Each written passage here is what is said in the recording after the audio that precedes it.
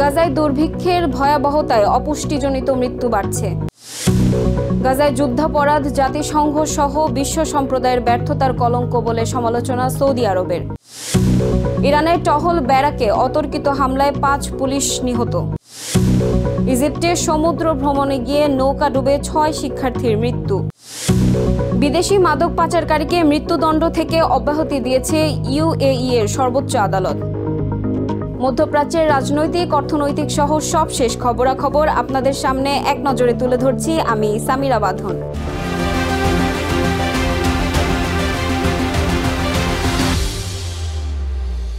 দুর্ভিক্ষ পীড়িত গাজা উপত্যকায় গত 24 ঘন্টায় অপুষ্টিজনিত কারণে 8 জনের মৃত্যু হয়েছে। এদের মধ্যে 2 শিশু রয়েছে। এ নিয়ে অনাহারে মৃত্যুর সংখ্যা 281 জনে দাঁড়িয়েছে, যাদের মধ্যে 114টি শিশু।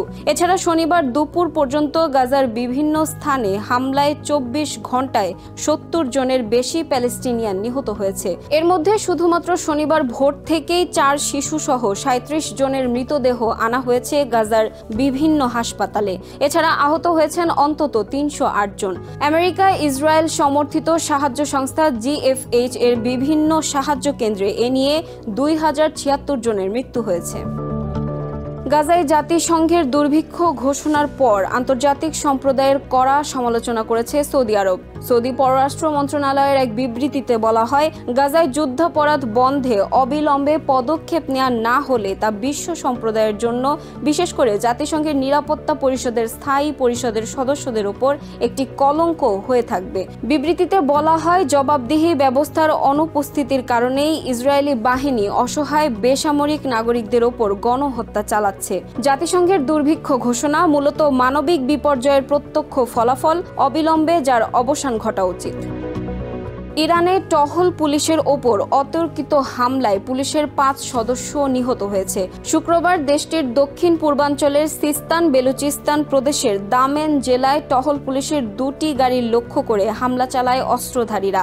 এ ঘটনায় আরও বেশ কয়েকজন পুলিশ কর্মকর্তা আহত হয়েছেন। পুলিশের বরাতে ইরানি সংবাদ সংস্থা ফার্স নিউজ জানিয়েছে, 5 পুলিশ সদস্য গুলিবিদ্ধ হয়ে মারা গেছেন। অজ্ঞাত হামলাকারীদের শনাক্ত করতে পুলিশ তদন্তে নেমেছে। ফার্সের প্রতিবেদনে বলা হয়, সশস্ত্র গোষ্ঠী জৈশ আল আদল ও আনসার আল ফুরকানকে সন্দেহ করা হলেও এখনো পর্যন্ত এই হামলার দায় কেউ স্বীকার করেনি। গত সপ্তাহে আনসার আল ফুরকানের 7 সদস্যকে নিরাপত্তা বাহিনী হত্যা করেছিল। সেই ঘটনার প্রতিশোধ থেকেও এই হামলা হতে পারে বলে ধারণা করা হচ্ছে।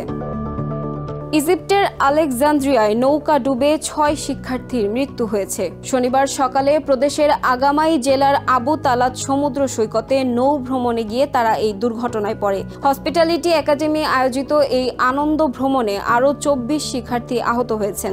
আহতদের 16টি অ্যাম্বুলেন্সে করে নিকটবর্তী বিভিন্ন হাসপাতালে ভর্তি করা হয়েছে।